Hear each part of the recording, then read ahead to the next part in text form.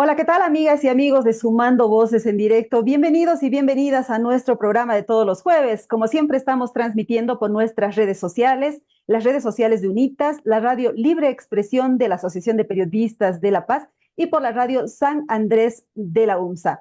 Hace una semana y un día se ha producido la revuelta militar en la Plaza Murillo. Y durante este tiempo, pues se ha producido la detención de más de 20 personas, aunque no todos han ido a las cárceles, algunos de ellos están en detención domiciliaria, pues el caso en la Fiscalía está avanzando.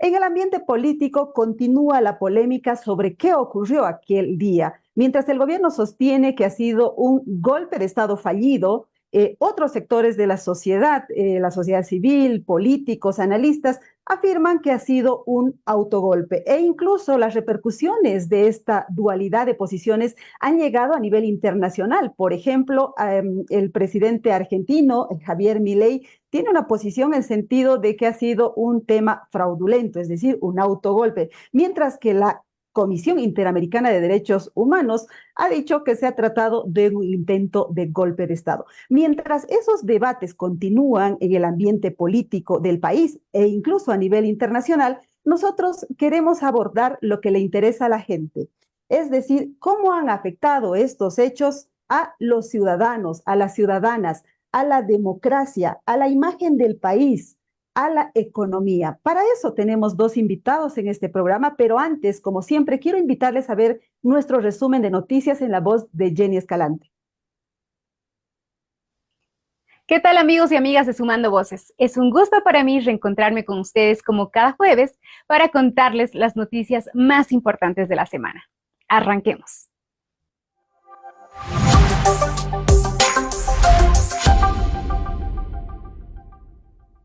Reaccionan expresidentes y legisladores.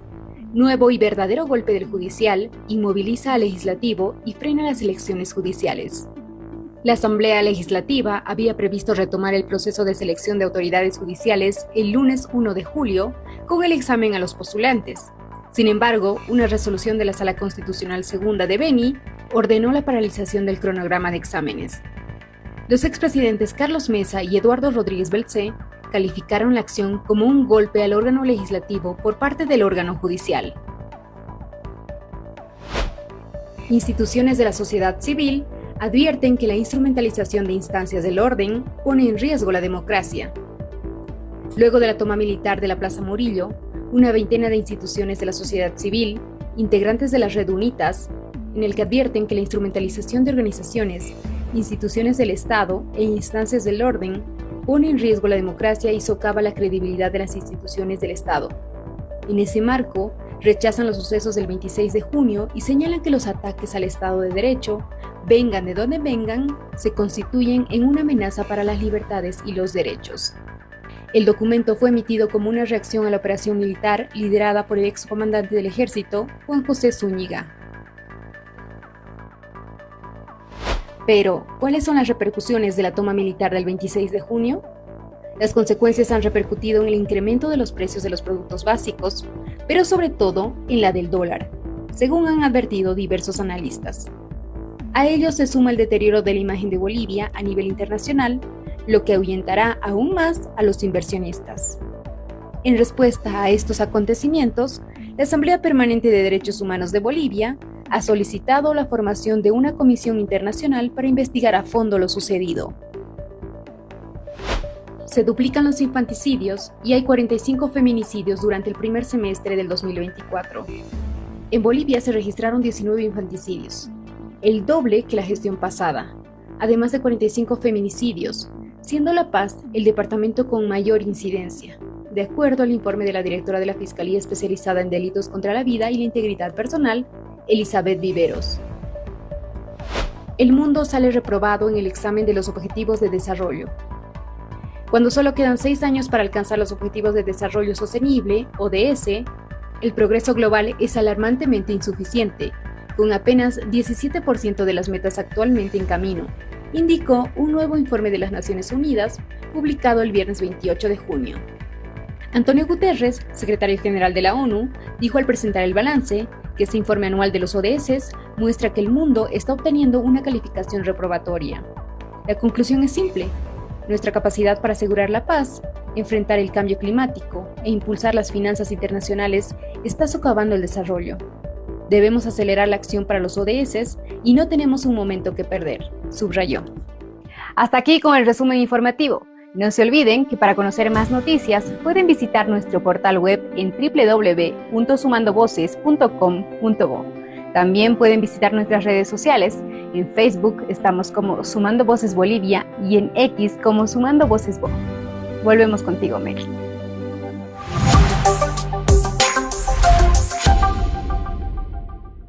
Muchas gracias, Jenny, por ese resumen enfocado en derechos humanos, democracia y desarrollo sostenible y con el foco puesto, como siempre, en la sociedad civil, que ese es el objetivo, el norte de este programa.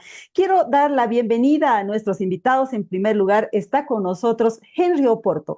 Él es director de la Fundación Milenio y él acaba de presentar el informe sobre el estado de la economía en Bolivia. Son 120 páginas de malas noticias, pero él nos va a contar por qué estamos diciendo esto. Adelante, Henry. Gracias, Mary.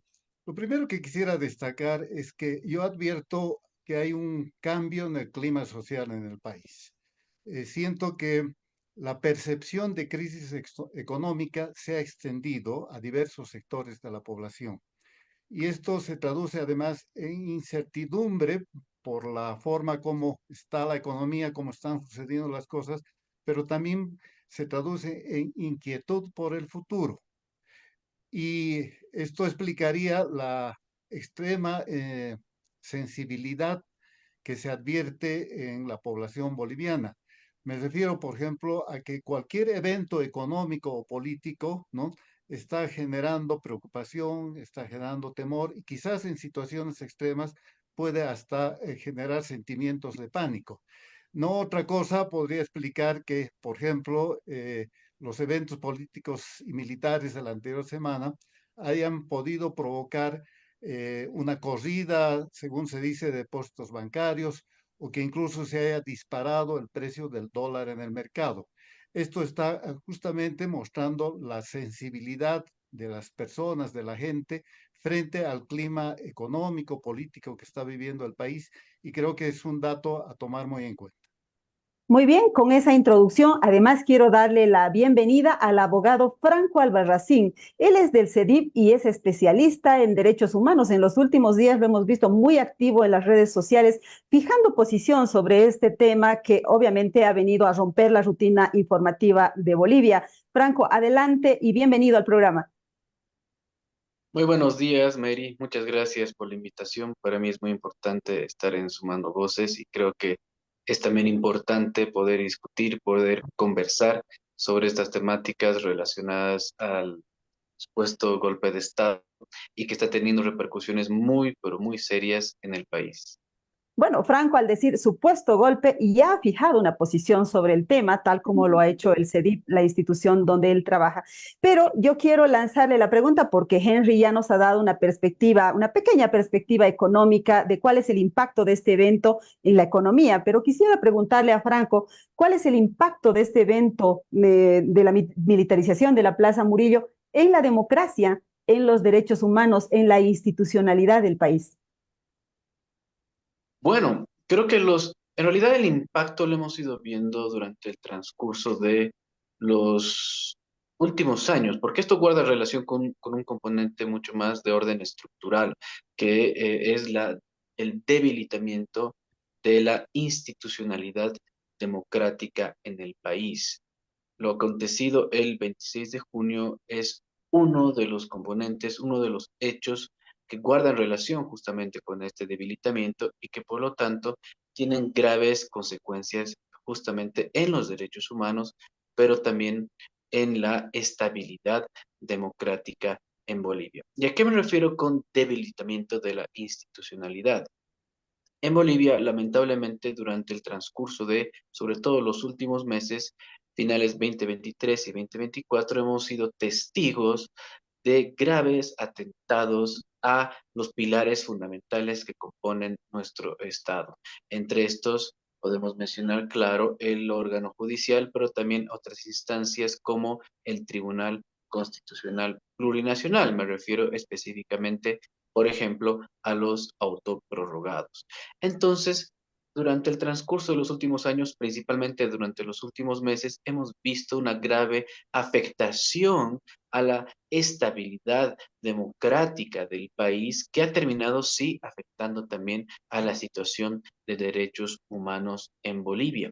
Lo acontecido el 26 de junio es uno de los hechos que demuestran esta falta de estabilidad democrática, esta afectación a los pilares principales de la democracia en Bolivia. ¿Por qué?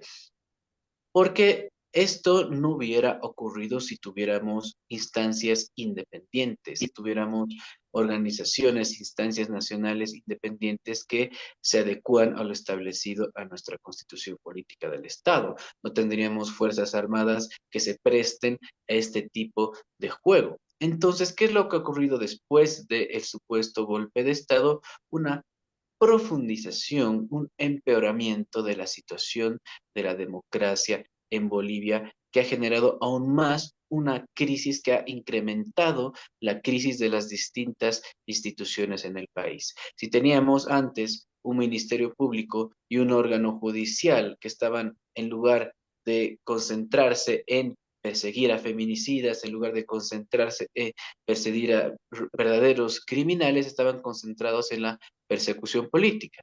Ahora tenemos nuevamente un ministerio público que sigue concentrado en la persecución política, pero ahora mucho más inmiscuido en la situación del país, esta vez relacionado con las Fuerzas Armadas. Si antes teníamos a jueces corruptos que benefician a aquellos que tienen mayor poder económico o político, ahora seguimos con esta crisis de jueces corruptos, solo que esta vez están concentrados en también perseguir a los supuestamente involucrados en el supuesto golpe del 26 de junio.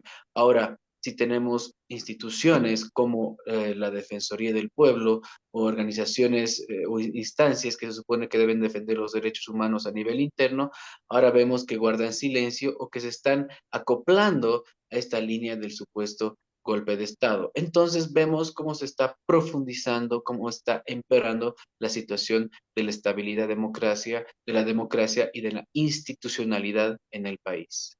Algo parecido podríamos decir de la economía, ¿no? Que el presidente, el gobierno tendrían que estar enfocados en resolver la situación económica del país, porque como les comentaba al principio, este informe presentado por la Fundación Milenio es preocupante y de eso quiero preguntarle a Henry.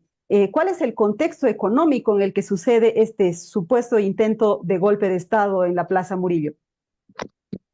Mira, Mary, la conclusión quizá más importante del informe económico de Milenio es que la economía está en una pendiente de caída. Y esta caída se refleja en estancamiento de la actividad económica, en declive de las exportaciones, las exportaciones tradicionales y las exportaciones no tradicionales, pero también, por otro lado, en un acentuamiento, una agudización de los desequilibrios fiscales, monetarios, cambiarios y financieros que socavan la estabilidad macroeconómica. Es decir, la estabilidad macroeconómica está amenazada por estos grandes desequilibrios. Y esto puede explicar lo que vivimos cotidianamente desde hace algún tiempo atrás, ¿no? La falta de dólares, la escasez de combustibles, el repunte paulatino de precios de productos básicos de consumo popular y también la falta de dinero que los hogares del país empiezan a sentir. Hay un par de datos que pueden ilustrar esto último que digo. Ha aumentado significativamente la informalización del empleo, del mercado laboral. Esto quiere decir que la mayor parte de las familias bolivianas, nuestro dato es de que el 70% de los hogares del país están inmersos en la informalidad. Y la informalidad del empleo implica precarización, es decir, empleos de mala calidad, empleos mal remunerados, sin contratos estables, sin protección de salud, sin jubilación. Y el dato más inquietante es que el ingreso promedio laboral del año pasado, del 2023, se ha mantenido 14% por debajo del ingreso promedio laboral del año 2019, es decir, de antes de la pandemia. Esto daría pie para pensar que efectivamente las familias están en dificultades para hacer frente a la escalada de precios. Se puede comprender que la gente se está quejando de que difícilmente está llegando a final de mes, que la situación puede incluso estarse traduciendo en un repunte de los niveles de pobreza y de desigualdad social que de alguna manera progresaron en los años anteriores donde el país vivió un auge de ingresos de exportación. La situación, por lo tanto, es delicada, la economía está en un momento delicado y se quiere soluciones urgentes. Lamentablemente, las soluciones tardan en llegar, las medidas que se están implementando no muestran resultados efectivos y hasta se podía pensar que las acciones de gobierno, en lugar de resolver los problemas, pueden estarlos agravando. Entonces estamos en un contexto de crisis económica en el que se produce esta revuelta militar en la Plaza Murillo, pero además esa revuelta provoca un deterioro aún más de la institucionalidad democrática, que es lo que nos presenta Franco Albarracín. A él también quiero preguntarle, uniendo las dos cosas, uniendo contexto de crisis económica, deterioro de la institucionalidad democrática, ¿qué pasa con los derechos humanos de las personas? ¿Qué pasa con el Estado frente a los derechos ciudadanos? Es muy buena consulta, Mary, y la podemos responder en tres partes. Primero, tenemos que hablar de la situación de impunidad. La segunda relacionada con los derechos civiles y políticos y la tercera relacionada con los derechos económicos, sociales y culturales. Y todas están relacionadas, todas están conectadas. Primero, en relación a la impunidad, debemos recordar que eh, este tipo de exabruptos, este tipo de atentados a la democracia, ya sean golpes, ya sean autogolpes, pero esta movilización de tropas para generar temor, para atentar en contra de la democracia, porque, ojo, un autogolpe también es un atentado a la situación de la democracia del país.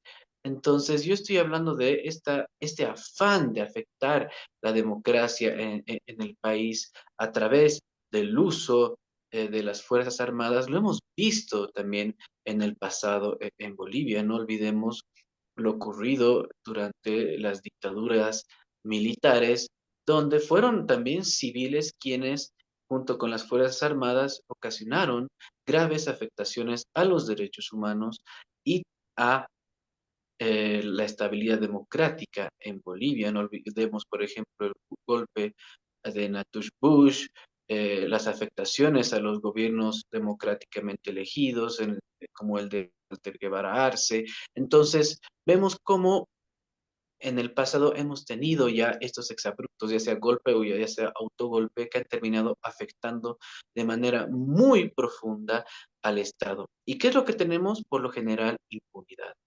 Impunidad, seguimos teniendo impunidad por las dictaduras militares. Hay muchos autores de graves vulneraciones de derechos humanos que al final de cuentas nunca respondieron ante la justicia. Tenemos aún a las víctimas de la dictadura militar que siguen pidiendo reparación integral después de 10 años de protesta, después de que han sido víctimas de muchos gobiernos militares y civiles. Y bueno, lamentablemente también parece que vamos a tener impunidad por lo ocurrido durante el 26 de junio, porque claramente el Ministerio de Gobierno, claramente el Ministerio Público, no están impulsando una investigación independiente, imparcial y objetiva. Por el contrario, están concentrados nuevamente en la persecución política. ¿Y qué genera la impunidad al final de cuentas? Que este tipo de hechos vuelvan a ocurrir más adelante. Eso por un lado.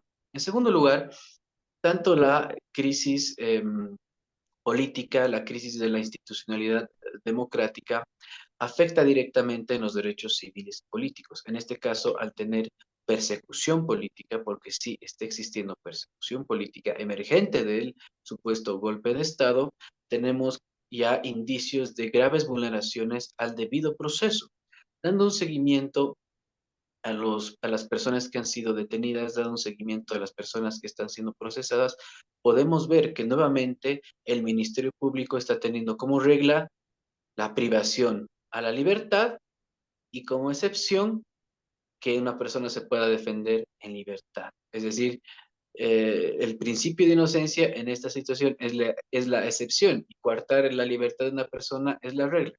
Entonces ya vemos cómo se está afectando principios básicos de los derechos civiles y políticos, como el principio de inocencia. Vemos como también ya vemos graves irregularidades al acceso a la justicia, graves irregularidades al debido proceso. Tenemos familiares de las personas que supuestamente habrían participado en el supuesto golpe que se quejan de abusos por parte de la policía.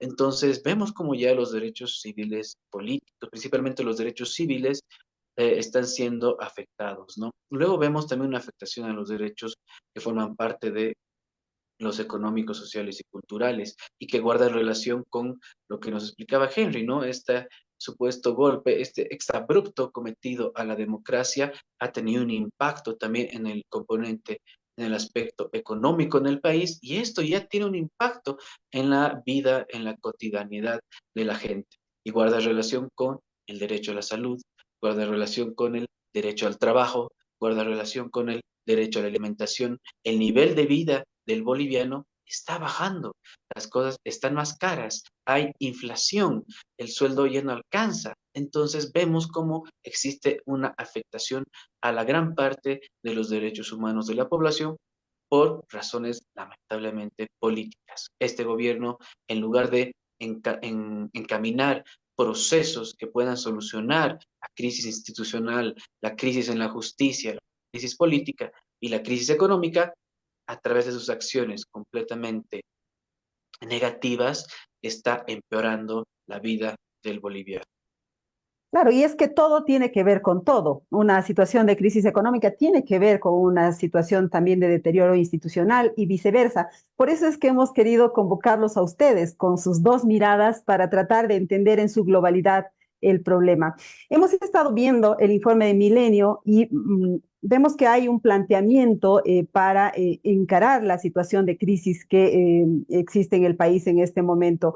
Henry, ¿tú crees que sea posible encarar esas propuestas anticrisis que están en el informe, tomando en cuenta este contexto que ha emergido luego de la toma militar? Ahora todo el mundo está concentrado en si me haces golpe, no me haces golpe, nadie está hablando de la crisis, pero el problema sigue ahí. ¿Se puede encarar esta propuesta que ustedes hacen en el informe y en qué consiste esa propuesta, por supuesto? Bueno, hay que hacerlo, Mary.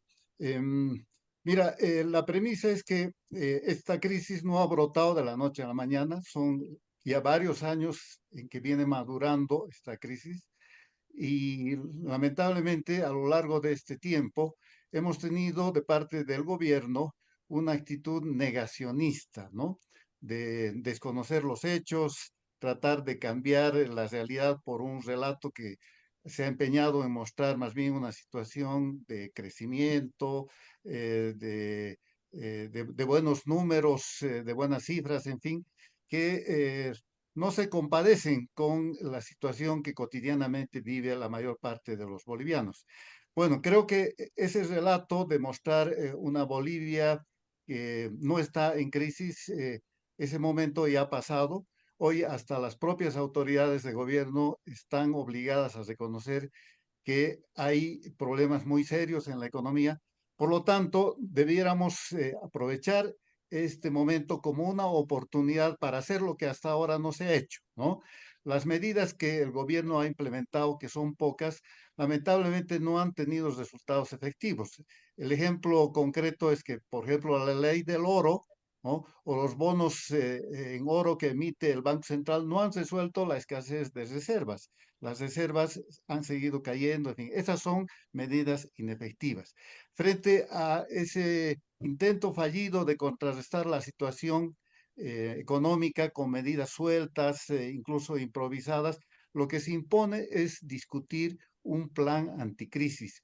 Y el informe de Milenio justamente es un llamado a las autoridades, pero a la sociedad en su conjunto, a que trabajemos en un plan anticrisis.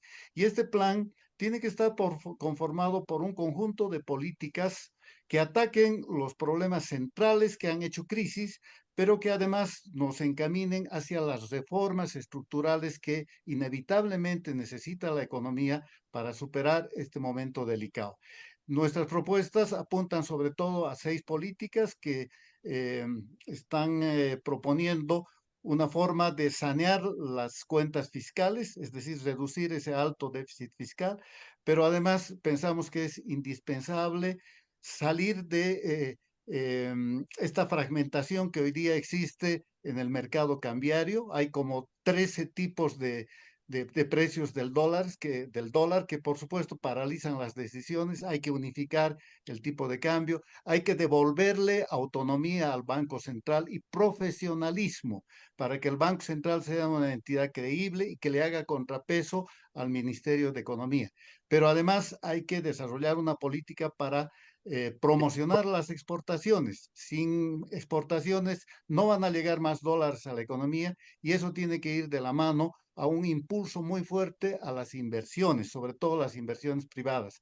Bolivia vive varios años de sequía de inversión extranjera.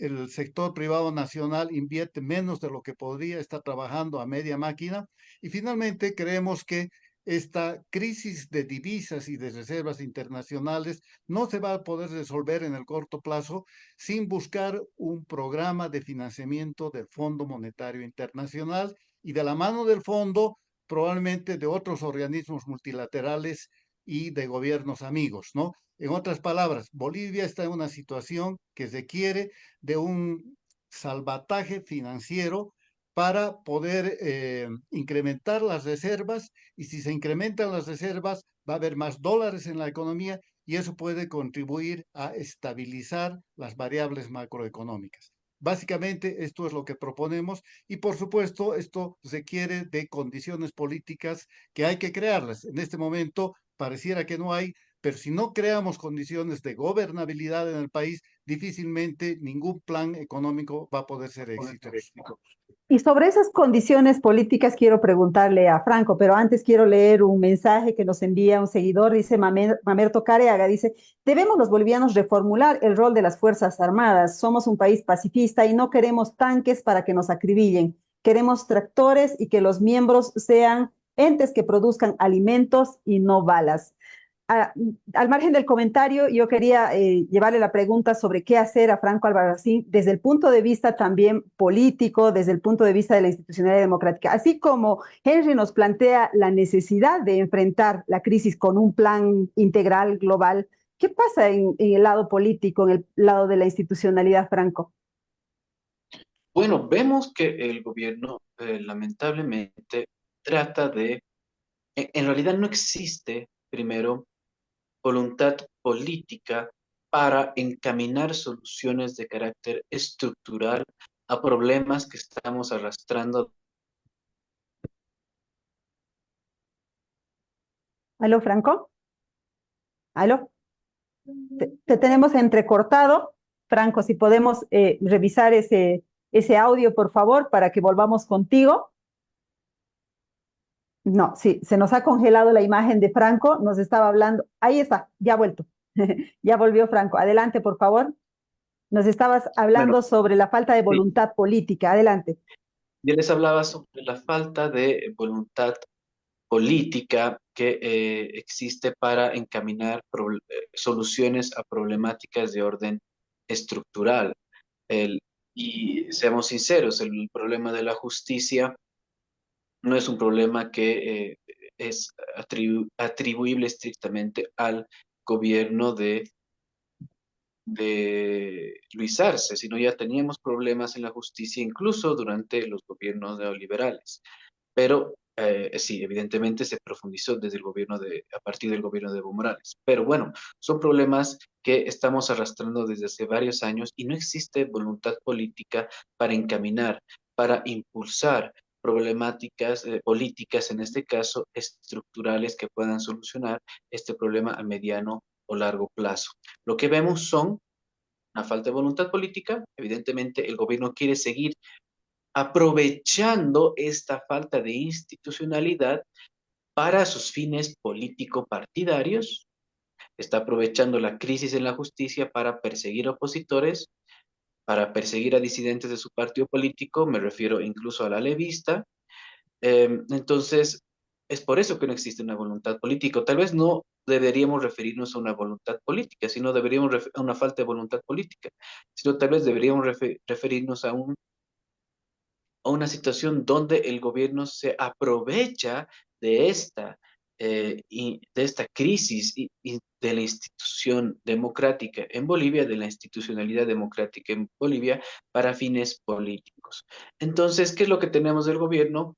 Esta situación donde se aprovecha de esta crisis de institucionalidad en el país y en determinadas situaciones donde también hay una crisis, lo que hacen es impulsar medidas completamente, en algunos casos, innecesarias y en algunos casos que pueden ser parches a un problema mucho más grande, que pueden ser medidas que no van a solucionar a mediano o largo plazo un problema que lamentablemente puede estar arrastrando el país. Y me refiero, por ejemplo, a la situación de hacinamiento en las cárceles en Bolivia. Hace poco tenemos leyes, hemos visto que se está tratando de impulsar leyes de indulto, pero estas no son la solución al problema. La solución al problema es justamente una reforma a la justicia y también una reforma a la situación, a la problemática carcelaria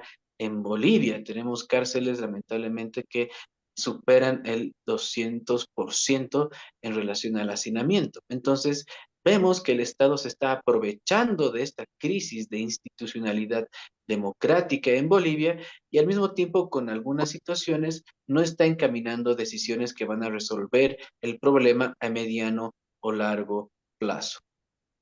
Pero aprovecharse de la situación de crisis institucional no es contradictorio para el propio gobierno. Ahí se lo pregunto a Henry. Henry tiene también un análisis político de la situación.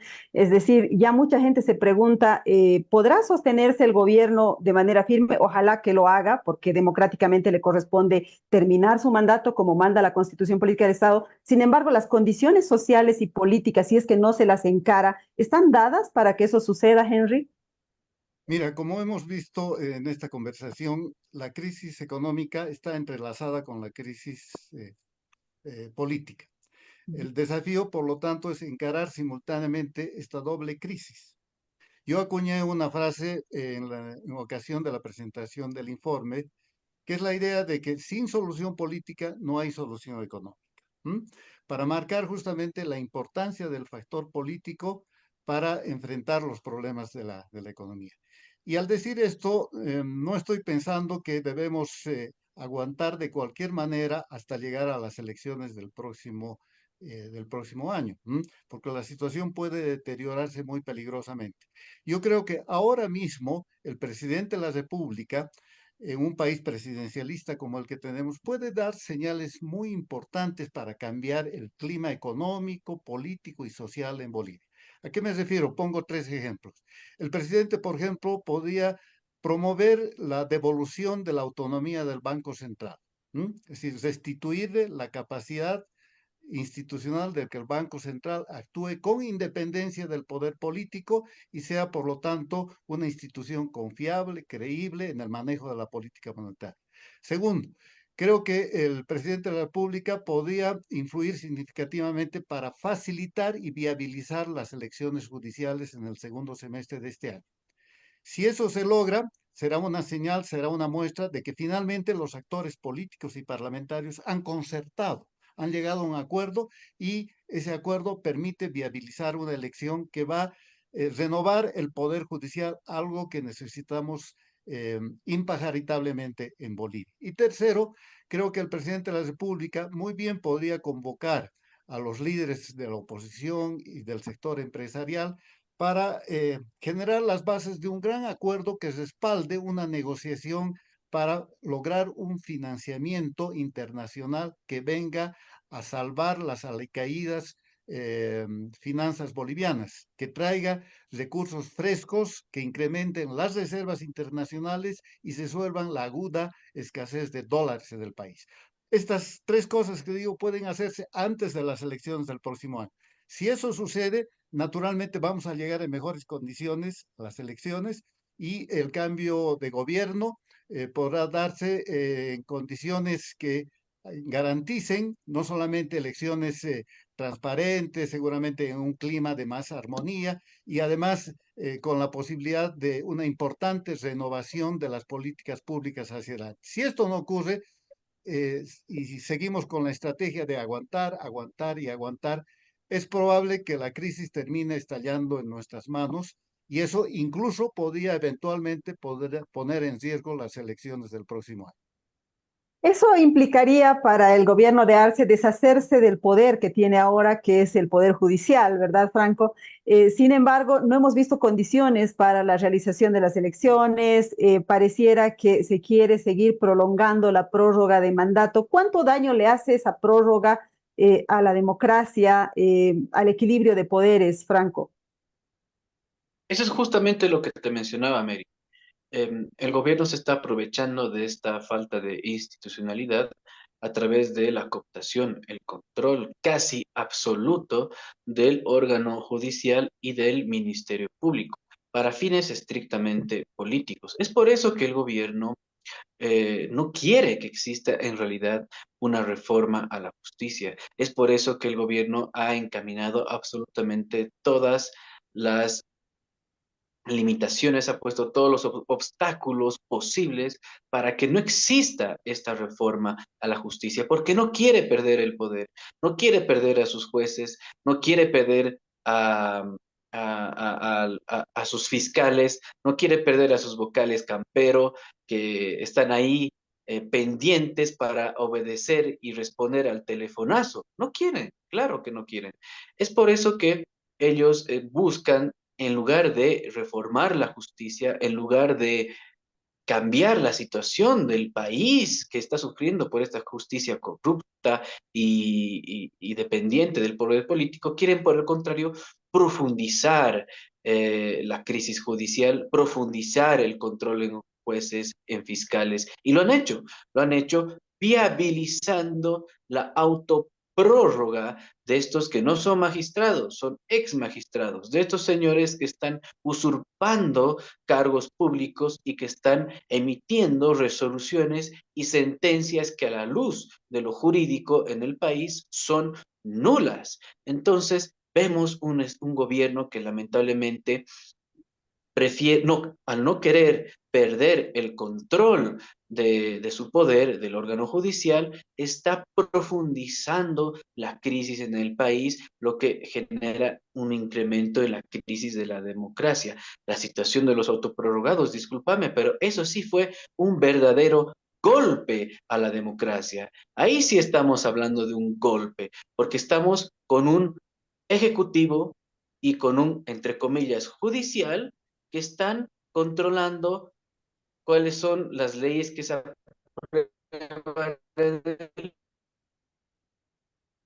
país, quiénes son las personas que van a ser juzgadas, algún tipo de interpelación, autoridades en el Ejecutivo o no. Entonces, vemos como hay un control casi absoluto de parte del Ejecutivo. Entonces, ese es el verdadero golpe. Pero lo que el gobierno no entiende, lo que el gobierno no logra comprender y evidentemente responde esto una falta de lectura histórica, es que este control es efímero, el poder es efímero, el gobierno, los gobiernos neoliberales también tenían el control del judicial y todo y terminaron siendo perseguidos. El gobierno de Evo Morales también tenía el control del judicial y terminaron siendo perseguidos. El gobierno de Yanine Áñez también tenía el control del judicial y terminando siendo perseguidos. El gobierno de Arce, pudiendo cambiar, pudiendo detener este círculo, pudiendo detener esta rueda, este círculo vicioso de persecución, en lugar decidió darle continuidad, decidió profundizarlo, y lo que no saben es que a futuro, así estos mismos autoprorrogados muy probablemente los estén persiguiendo. Así como en lo político hay un tema intocable, que son los magistrados autoprorrogados, en lo económico me atrevo a decir que existe un tema intocable, que es el tema del FMI, y justamente Henry lo trae aquí a la mesa virtual y lo pone en el informe de Milenio. ¿Ustedes creen, Henry, que pedir la intervención del FMI sea posible tomando en cuenta las características ideológicas del gobierno actual? Bueno, no se trataría en ningún caso de una intervención, ¿no? Nosotros estamos hablando de Perdón por negociar el término, el salvataje sería. es- estamos hablando de una línea de financiamiento que debe ser negociada, ¿m? Y debe ser negociada en los mejores términos para el país, para los intereses nacionales. Y si planteamos esto es porque además entendemos que en los últimos años el Fondo Monetario Internacional ha cambiado, no es el mismo del pasado. Hay señales muy claras de una institución más abierta que ha dejado de lado políticas impositivas que habían caracterizado a este gobierno en otras circunstancias, y hoy día está más dispuesto, es más permeable a otorgar una asistencia financiera sin necesariamente imponer medidas duras de ajuste que dañarían a la población. Es más, incluso en el caso de Argentina, hemos visto que el FMI le va exigiendo al gobierno de Milei, le está exigiendo medidas sociales que compensen el rigor de la crisis. Eso no se había visto en el pasado. Bueno, pero de lo que se trata, Mary, es de ser prácticos y realistas. En el corto plazo no hay forma de revertir la pérdida de reservas, de revertir esta crisis tan aguda de falta de reservas y por lo tanto de dólares, si no es acudiendo a una fuente como la del FMI. Las exportaciones, por más que crezcan en Bolivia, no van a dar frutos inmediatos y en la cantidad que se requiere. Entonces, hay una necesidad evidente. La necesidad tiene que convertirse en virtud. Y tenemos que hacer un debate despojados de dogmatismos ideológicos y de ataduras políticas, ¿no?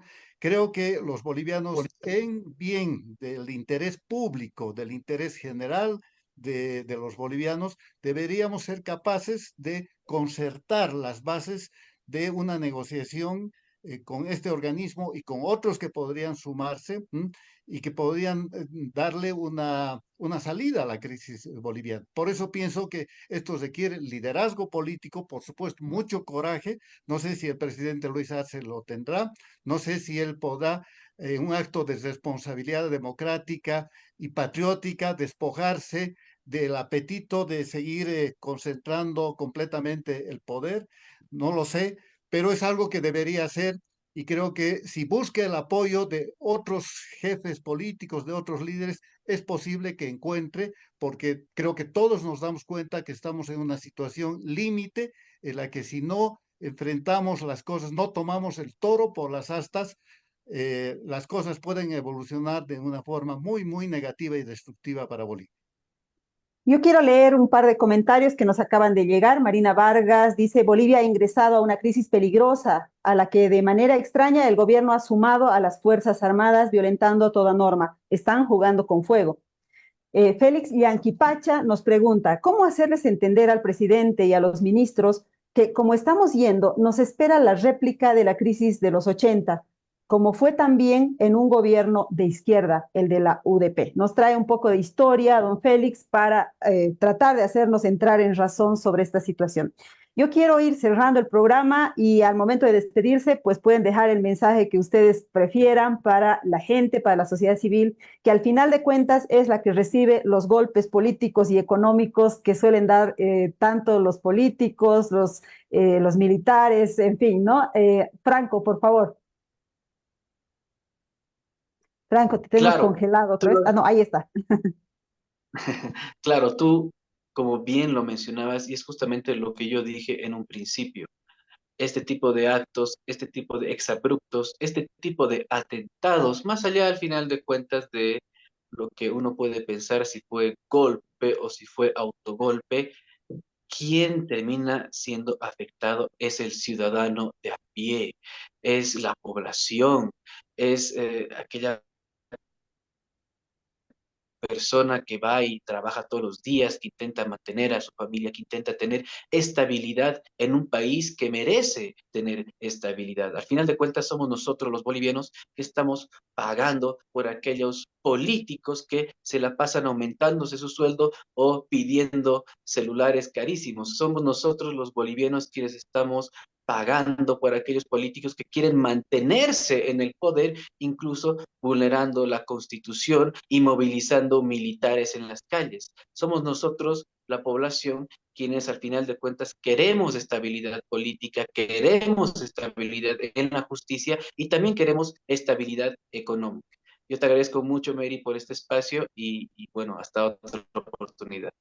Muchísimas gracias, Franco, y muchísimas gracias, Henry, también por traernos esa propuesta propositiva, ¿no? Para enfrentar la situación del país. Gracias, Mary. Mira, mi última reflexión es para retomar la preocupación sobre los derechos humanos. Se ha abundado ampliamente en esta conversación cómo desde la política, desde la acción del Estado se pueden vulnerar los derechos humanos. Pero no olvidemos que también desde la economía se puede afectar los derechos humanos. Y no hay otra situación más típica que una situación de crisis económica que vulnera derechos humanos, sobre todo de los sectores más vulnerables, más deprimidos del país. Por eso es que tenemos que evitar que esta crisis se profundice, porque una crisis en desarrollo implica, como ya lo hemos visto, carestía. Carestía, encarecimiento de precios fundamentales, un rebrote inflacionario, pérdida del poder adquisitivo de los salarios, de los ingresos, depresión de las condiciones económicas de vida de la gente. En suma, hay muchas familias, probablemente algunos millones de familias que pueden empobrecerse mucho más con el desarrollo de la crisis económica. Y si queremos realmente evitar que eso suceda, pues es el momento de tomar las medidas que la racionalidad económica, que el realismo político debería exigir. Así que con ese mensaje en pro de los derechos humanos es que agradezco la oportunidad de este intercambio tan productivo que hemos tenido en tu programa, Mary. Muchas gracias. Muchas gracias a ambos, amigas y amigos de Sumando Voces en Directo. Nos quedamos un momento más porque quiero leerles un pedacito de nuestro editorial de esta semana. El editorial titula justamente Golpe a la gente. Dice, los políticos de uno y otro bando siguen debatiendo si lo del 26 de junio fue un golpe fallido o un intento de autogolpe y probablemente no se pongan de acuerdo nunca, como suele suceder en Bolivia con los temas polémicos. Sin embargo, donde no hay lugar a debates es en los efectos de la toma militar de la Plaza Murillo, tanto en la economía de la gente, en la imagen del país, como en el deterioro de la institucionalidad democrática. También hay que considerar los potenciales riesgos que acarrea un evento como la toma militar de la Plaza Murillo, y por ahora el mayor de ellos es la persecución judicial contra los enemigos políticos y la inobservancia del debido proceso, tal como sucedió en el caso del Hotel Las Américas, que se utilizó para descabezar a la oposición del oriente del país. Ante eso, hay que recordarle al Estado su rol de garante de los derechos de la gente para que esta acción se enmarque en el debido proceso. Como se puede ver, nada bueno trajo la toma militar de la Plaza Murillo. La gente está siendo duramente golpeada y todo indica que esta situación de crisis múltiple continuará escalando en vez de amainar. La toma militar no fue el fin de algo, sino el comienzo de un ciclo. Amigas y amigos de Sumando Voces en Directo, como siempre en este programa, nos ocupamos de los temas de la sociedad civil. Con uno más volveremos el próximo jueves, gracias a nuestros invitados y a todas las personas que nos han seguido. Nos vemos en una semana.